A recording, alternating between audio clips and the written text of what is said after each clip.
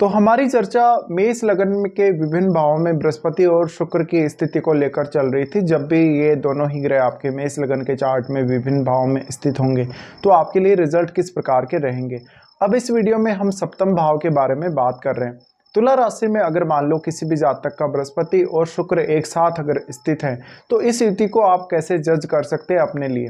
यहाँ देखिए, दोनों में से कोई भी वक्री नहीं होना चाहिए और यहाँ जितनी इम्पोर्टेंस शुक्र की है उतनी ही ज़्यादा बृहस्पति की भी इम्पोर्टेंस है साथ में। ये दोनों ही शुभ ग्रह हैं, इसलिए भले ही पुरुष का चार्ट हो भले ही स्त्री का चार्ट हो, दोनों के केस में ही जो जीवन साथी होगा वो सर्वगुण संपन्न होने के चांसेज हैं। यहाँ पे अगर किसी भी अन्य ग्रह का प्रभाव पड़ रहा है, चाहे तो वो दृष्टि के द्वारा हो सकता है, चाहे तो वो युति भी हो सकती है, तो रिजल्ट थोड़े बहुत डिफरेंट हो सकते हैं।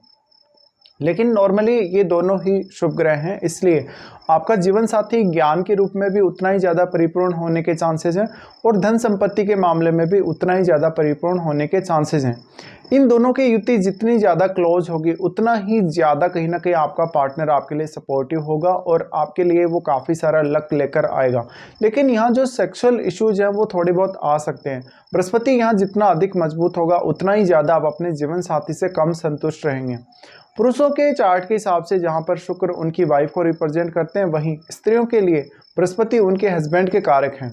अगर मान लो किसी भी पुरुष जातक के ये स्थिति बन रही है चार्ट में, तो उनका जो जीवन साथी होगा वो बहुत ही अट्रैक्टिव होने के साथ साथ ज्ञानी बहुत ज़्यादा होगा और ज्ञानी होने के साथ साथ वो आपको बहुत अच्छी एडवाइस दे सकेगा। तो इस कंजक्शन का फिर आपके करियर में भी बहुत इंपॉर्टेंट रोल हो जाता है, क्योंकि ये आपका जो 7वां भाव है वो आपके 10th से 10th है। इसलिए यहाँ शुक्र अगर ज़्यादा मजबूत हुआ तो जीवन साथी की तरफ से आपको धन संपत्ति और लग्जरी का सपोर्ट भी बहुत अच्छा रहेगा। साथ साथ में आपको एडवाइस तो मिलेगी ही मिलेगी। यहाँ पे देखिए, शुक्र और बृहस्पति का मिलना ये बताता है कि आप संतान के प्रति बहुत ज़्यादा अवेयर रहेंगे। आपकी संतान भी बहुत ज़्यादा भाग्यशाली होगी आपके लिए और आपकी संतान आपके लिए बुढ़ापे तक हमेशा सपोर्टिव रहेगी।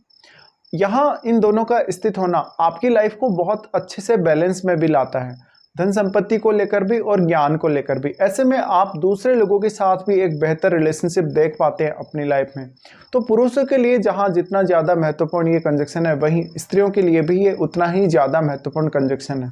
स्त्रियों के लिए अगर देखा जाए तो बृहस्पति उनके हस्बैंड के कारक है, तो ऐसा जो आपका हस्बैंड होगा वो ज्ञान से तो परिपूर्ण होगा ही होगा, लेकिन वो धन संपत्ति के मामले में या वो लग्जरी के मामले में भी उतना ही ज़्यादा सपोर्टिव होगा आपके लिए।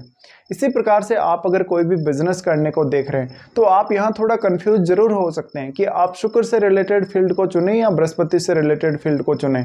बट यहाँ शुक्र से रिलेटेड फील्ड को चुनना भी काफ़ी ज़्यादा बेहतर रहेगा, क्योंकि यहाँ शुक्र अपने खुद के घर में होंगे। शुक्र आपके चार्ट में दूसरे भाव के भी स्वामी हैं। दूसरे भाव के स्वामी होने की वजह से आपकी मैरिज के बाद आपके हस्बैंड या आपकी वाइफ का आपकी फैमिली और आपकी वेल्थ बिल्डिंग में बहुत इंपॉर्टेंट रोल हो सकता है। ऐसे में आपको आपके जीवन साथी से ज़्यादा सपोर्ट प्राप्त करना चाहिए और जीवन साथी की एडवाइस भी आपके लिए उतनी ही ज़्यादा महत्वपूर्ण हो जाती है।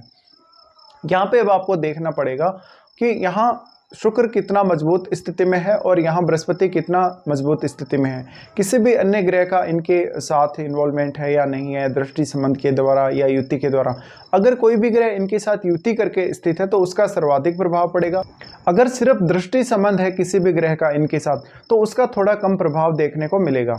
यहाँ दोनों ही ग्रह लेकिन आपके जीवन को बहुत ही ज़्यादा बैलेंस में लाते हैं, आपके करियर को लेकर भी, आपकी धन संपत्ति को लेकर भी, आपके ज्ञान को लेकर भी, संतान वगैरह को लेकर और लक को लेकर भी। तो अब अगर किसी भी स्त्री का या किसी भी पुरुष का अगर विवाह होता है ऐसी कंडीशन में, तो आपका जो जीवन साथी है वो एक बहुत ही बैलेंस्ड जीवन साथी होगा, जो धन संपत्ति के लिए भी उतना ही ज़्यादा जिम्मेदार होगा और ज्ञान के मामले में भी वो उतना ही हायर लेवल पर होगा। ऐसे में आपका जो जीवन साथी होगा वो सर्वगुण संपन्न होगा, वो एक अच्छा ऑलराउंडर हो सकता है, वो बहुत ज़्यादा ज्ञानी महात्मा संत हो सकता है, व्यवहार में बहुत ज़्यादा अच्छा हो सकता है। हालांकि कभी भी वो थोड़ा बहुत जिद्दी हो जाएगा अगर किसी दूसरे ग्रह का प्रभाव यहाँ पड़ रहा है, सूर्य जैसे ग्रह का, मंगल जैसे ग्रह का। लेकिन देखिए, यहाँ पर थोड़ा सा आपको जो इश्यू आएंगे वो जीवन साथी के स्वास्थ्य को लेके आ सकते हैं, या कभी कभी आप अपने जीवन साथी से बहुत ज़्यादा असहमति प्रकट करेंगे कुछ मामलों में।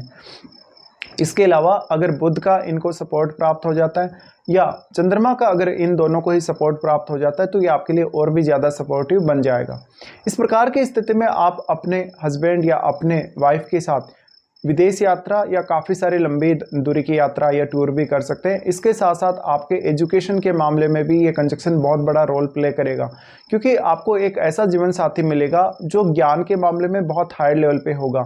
इसलिए आपको आपके जीवन साथी के सपोर्ट से या उनकी एडवाइस से हमेशा काम करना चाहिए और एक बेहतर अंडरस्टैंडिंग आपको अपने जीवन साथी के साथ डेवलप करनी चाहिए। यहाँ शुक्र जो कि दूसरे भाव के स्वामी होने की वजह से आपके जीवन साथी के माध्यम से अगर आपको कोई भी धन या संपत्ति को मैनेज करने से संबंधित एडवाइस अगर प्राप्त होती है तो आपको उसको जरूर एक्सेप्ट करना चाहिए। हालांकि आप कोई भी ऐसा क्रिएटिव फील्ड भी चुन सकते हैं जहाँ पर आप अपनी वाणी या अपनी कोई भी स्किल्स का उपयोग करके धन या संपत्ति प्राप्त कर रहे हैं। इसके साथ साथ सबसे बढ़िया चीज़ है मैनेजमेंट, आपकी पूरी की पूरी लाइफ का मैनेजमेंट, चाहे धन का है, चाहे रिलेशनशिप को मैनेज करना है, चाहे करियर को मैनेज करना है। इस मामले में ये कंजक्शन आपका पूरा पूरा साथ देगा। इसके अलावा एक बात की और भी यहाँ संभावना बनेगी कि आप या तो अपने किसी जाने पहचाने व्यक्ति से विवाह करेंगे या आप एकदम लव मैरिज की तरफ भी जा सकते हैं। यह इन दोनों की स्थिति, लेकिन आपका जो संतान पक्ष है, आपका जो लक है, आपका जो कहीं ना कहीं आपका जो धन से जुड़ी हुई स्थितियां हैं, बिजनेस से जुड़ी हुई स्थितियां हैं, जहां पर आप कहीं ना कहीं दूसरे व्यक्ति का किसी का भी सपोर्ट एक्सपेक्ट कर रहे हैं, अपने जीवन साथी के साथ किसी भी अन्य व्यक्ति का भी जिसके साथ आप पार्टनरशिप करने जा रहे हैं, तो इस मामले में भी ये कंजक्शन आपको बेहतरीन तरीके से सपोर्ट करता हुआ नजर आएगा। अब दोनों ही शुभ ग्रह होने की वजह से आपका जो जीवन साथी होगा वो आपकी तुलना में ज़्यादा गुणवान होगा और संपत्तिवान भी उतना ही ज़्यादा होगा और वो आपकी तुलना में आपके लिए ज़्यादा लकी होगा। तो ऐसे में एक बहुत बड़ा परिवर्तन आपके करियर में आपके विवाह होने के पश्चात आ सकता है, या आप कोई भी बिजनेस करने के लिए विचार कर सकते हैं, फॉरेन सेटलमेंट या फॉरेन टूर करने के लिए विचार कर सकते हैं। इसके साथ साथ आपके सीखने, समझने, सोचने और आपके राइटिंग से संबंधित अगर कोई भी काम है तो उसमें बहुत बड़ा बदलाव आपकी मैरिज होने के पश्चात आ सकता है। यहाँ पे कभी कभी आपका जीवन साथी थोड़ा बहुत जिद्दी अवश्य बन जाएगा, क्योंकि यहाँ बृहस्पति रूपी ग्रह के रूप में एक ज्ञान की जो महत्ता है वो बहुत ज़्यादा है। इसलिए आपका जीवन साथी कभी कभी आपको कुछ फोर्सफुली गाइड करता हुआ नजर आ सकता है। यहाँ पे अब अगर बृहस्पति को देखा जाएगा तो बृहस्पति 9वें घर के स्वामी है और 12वें घर के स्वामी है। तो यहाँ पे आपका जो जीवन साथी होगा वो स्वास्थ्य से संबंधित इश्यूज झेल सकता है, बहुत ज़्यादा खर्चा करने वाला हो सकता है, या बहुत ज़्यादा वो कहीं ना कहीं अर्न करने वाला भी हो सकता है।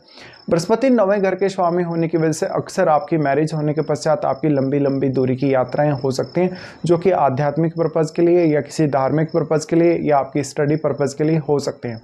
बृहस्पति 9वें और 12वें भाव के स्वामी होने की वजह से अक्सर आपको थोड़ा बहुत इश्यू भी यहाँ रिलेशनशिप को लेकर आता रहेगा, जैसे कि हो सकता है कि आपका जीवन साथी थोड़ा स्पिरिचुअल ज़्यादा हो और वो एक समय बाद एक साधु संत जैसे प्रवृत्ति का हो जाएगा धीरे धीरे।